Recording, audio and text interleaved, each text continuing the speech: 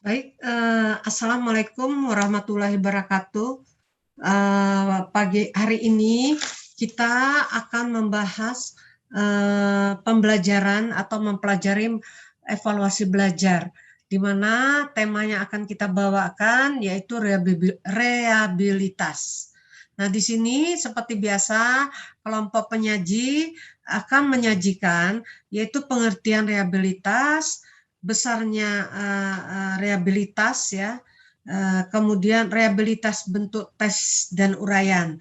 Nah, dalam pertemuan ini nanti kelompok menyajikan atau mempresentasikan rehabilitas, kita sebagai audiennya memberi pertanyaan kalau kita tidak mengerti atau menambah jawaban kalau kita ada saran ya. Terima kasih. Kami persilakan untuk kelompok rehabilitas mempresentasikannya. Silakan.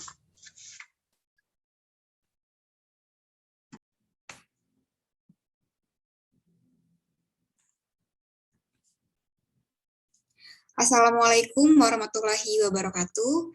Yang terhormat Ibu Kori Yohana selaku dosen pengampu pada mata kuliah evaluasi pendidikan dan teman-teman yang sedang menyaksikan video presentasi kami. Pada kali ini kami akan membahas mengenai reliabilitas tes. Sebelumnya, perkenalkan kami dari kelompok 4 yang terdiri dari saya, Rabia Aladewia, kemudian rekan-rekan saya yaitu Faunila Oktaviani, Marhama Alianti, dan juga Nisalia Ningrum.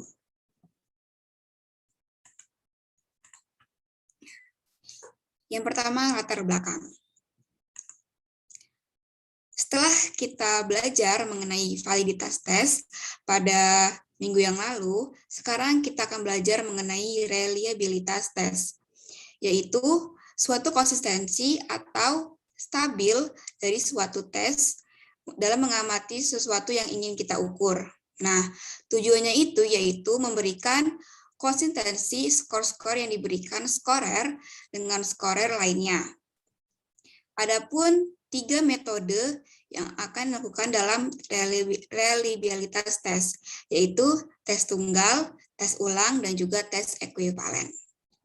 Selanjutnya, pemaparan lebih lanjut mengenai reliabilitas tes akan dipaparkan oleh rekan-rekan saya.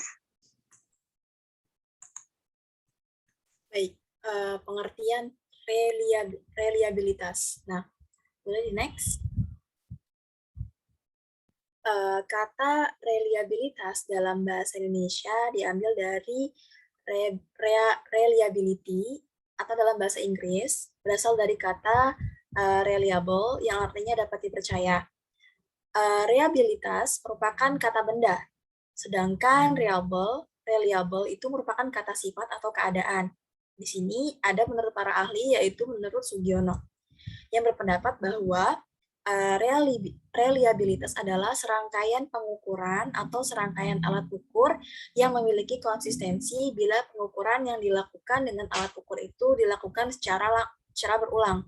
Nah, reliabilitas tes ini merupakan tingkat keajekan atau konsistensi suatu tes, yakni sejauh mana suatu tes dapat dipercaya untuk menghasilkan skor yang relatif konsisten. Nah, dapat disimpulkan bahwa reliabilitas ini merupakan suatu konsistensi atau keajekan suatu tes dalam mengamati sesuatu yang ingin diukur dengan sekelompok orang yang sama.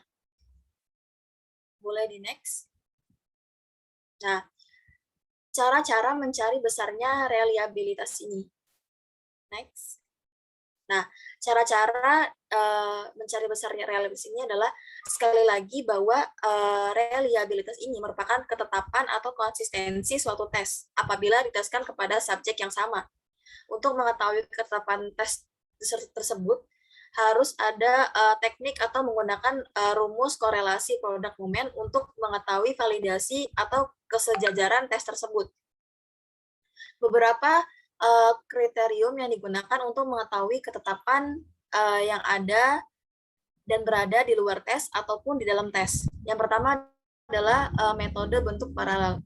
di mana tes paralel atau tes ekuivalen merupakan dua buah tes yang mempunyai kesamaan tujuan, tingkat kesulitan, dan susunan, tetapi dalam butir-butir soalnya pun berbeda. Nah, dalam istilah bahasa Inggris disebut sebagai alternative form method atau parallel form.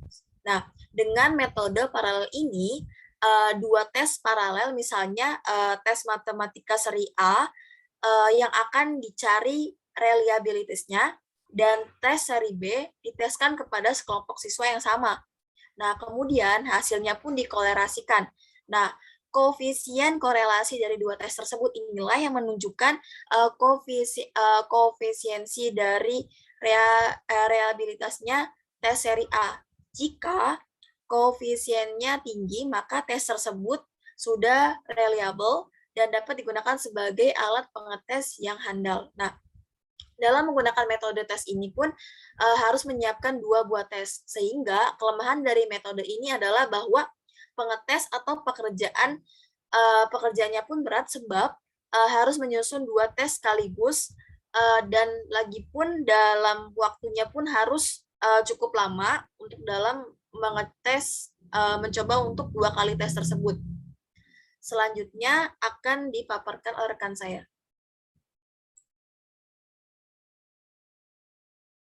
Oke, selanjutnya yang kedua ada metode tes ulang atau tes retest method. Nah, jadi metode tes ulang ini dilakukan orang untuk menghindari penyusunan 2 seri tes. Nah, dalam menggunakan teknik atau metode ini, pengetes hanya memiliki satu seri, tetapi dicobakan 2 kali.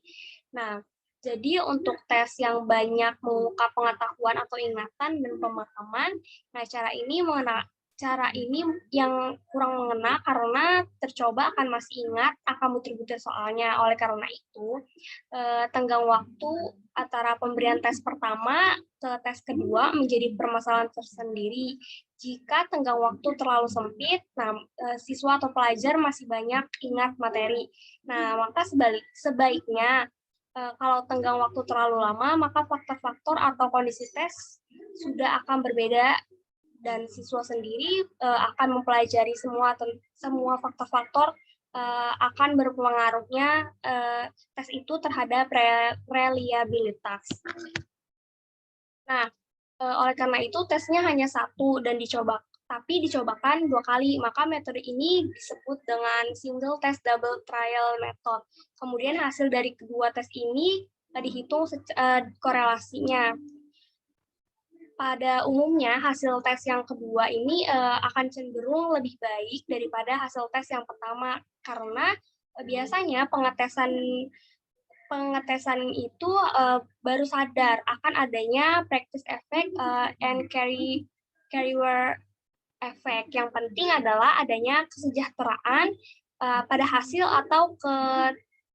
atau ketetapan hasil yang ditujukan oleh koefisien korelasi yang tinggi. Boleh next. Kemudian yang ketiga yaitu metode belah dua atau split half method. Nah, dalam menggunakan metode ini, pengetes hanya menggunakan sebuah tes dan dicobakan 1 kali. Oleh karena itu disebut juga single test, single trial method. Nah, pada waktu membelah dua dan mengkorelasikan dua belahan ini, baru diketahui nih reliabilitas separuh tesnya. Untuk mengetahui reliabilitas seluruh tes harus digunakan rumus yang namanya Spearman-Brown. Nah, seperti ini rumusnya, yaitu koefisien reliabilitas yang sudah disesuaikan sama dengan 2 kali korelasi antara skor-skor setiap belahan tes dibagi 1 plus koefisien dibagi 1 plus korelasi antara skor-skor setiap belahan tes. Oke, selanjutnya akan dipaparkan oleh teman saya. Baik, selanjutnya itu yang keempat ada faktor-faktor yang mempengaruhi pengukuran reliabilitas. Next. Nah, Adapun beberapa faktor yang dapat mempengaruhi dalam pengukuran reliabilitas, yaitu terbagi menjadi 5. Yang pertama itu panjang instrumen. Jadi, makin panjang instrumen, biasanya makin tinggi reliabilitasnya, dan instrumen yang panjang akan mampu mengukur lebih baik tingkah laku siswa dan mengurangi resiko menebak. Yang kedua, rentang skor. Makin besar variansi dan rentang skor, maka makin tinggi reliabilitas suatu instrumen. Yang ketiga, itu tingkat kesulitan. Bagaimanapun soal yang terlalu sulit atau terlalu mudah akan menyebabkan penurunan reliabilitas tes.